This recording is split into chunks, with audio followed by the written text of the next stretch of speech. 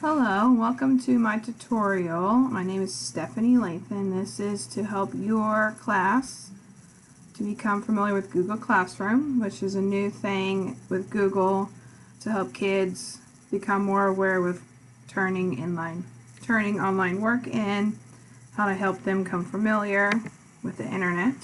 To get started, you're going to want to Google Classroom. You want to choose the first site that comes up. It's going to prompt you to this page. You're going to hit the sign in button. You're going to sign in with your Google account. If you have one. If you do not, you'll have to sign up to have a Gmail account. Here is your home page with all of your classes. I have 3 classes right now that use Google Classroom with my technology class that I teach at my school. Over here on the side is your classroom main menu. Here's your home page for classes. The next choice is your calendar, which shows all of the due dates for your assignments.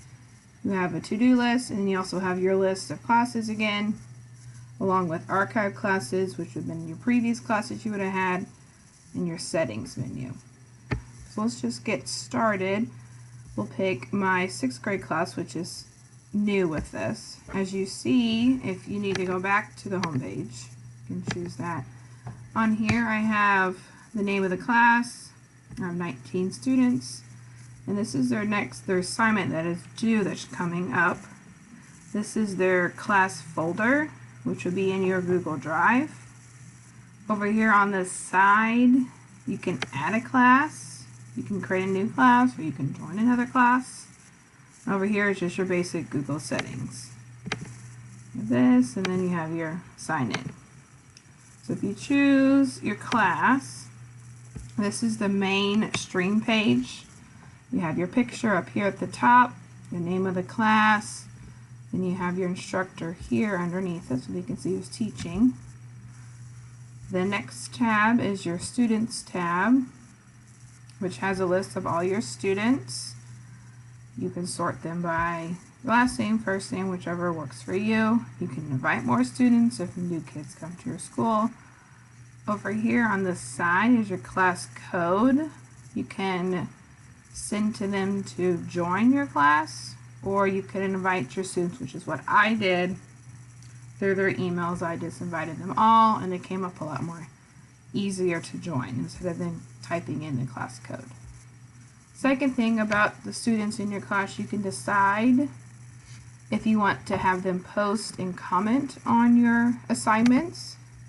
They can only comment, or only the teacher can. It's kind of up to you. I usually leave it so the students can post and comment, just in case they have a question that someone else might have, things of that nature. If your students have a problem with inappropriate comments, there's a nice feature that you can choose the student with the 3 dots, and you can have them muted, which is very nice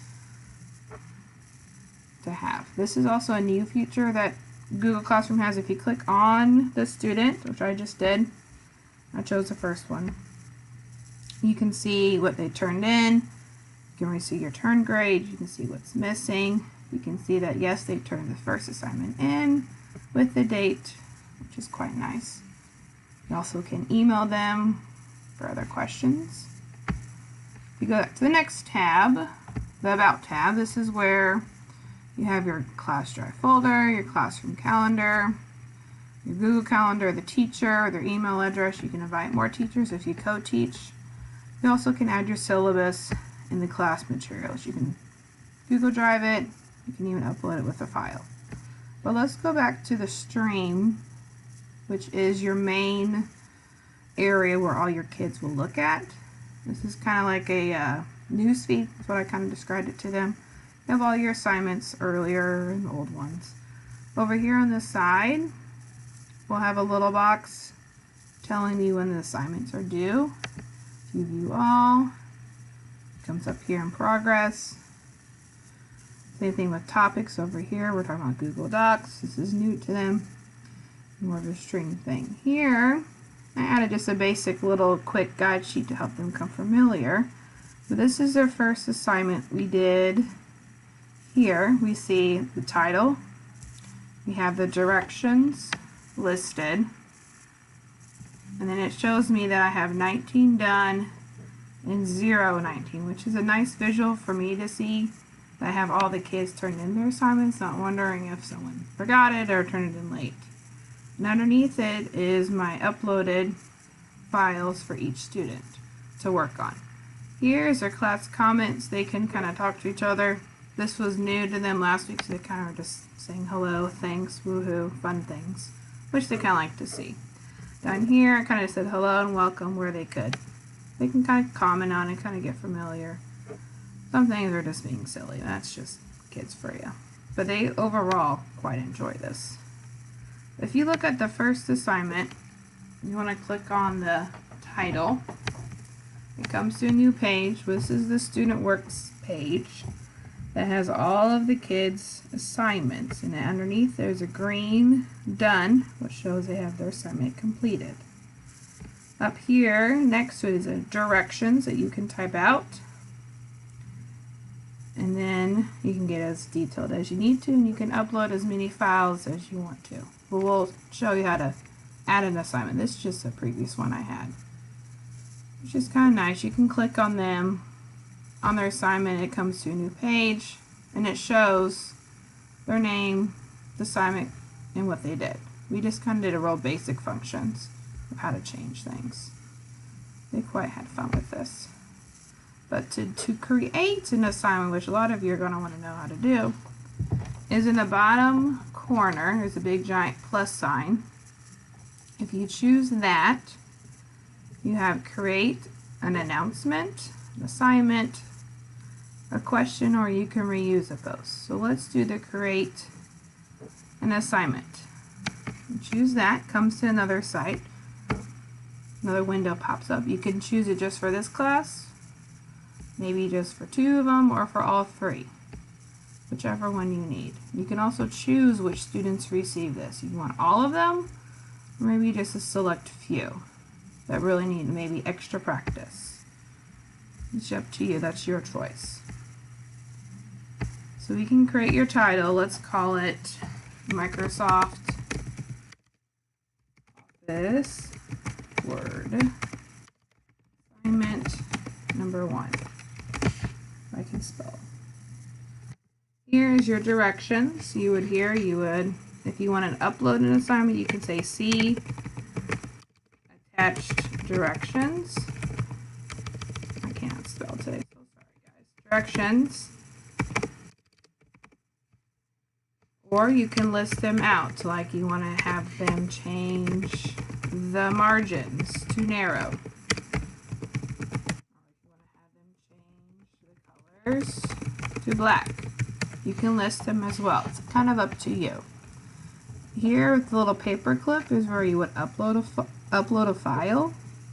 You can choose one from your computer. You can choose one from your drive.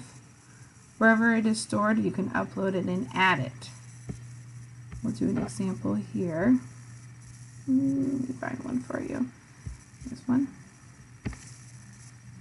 You can upload it. You can also add one from your drive, which I will do.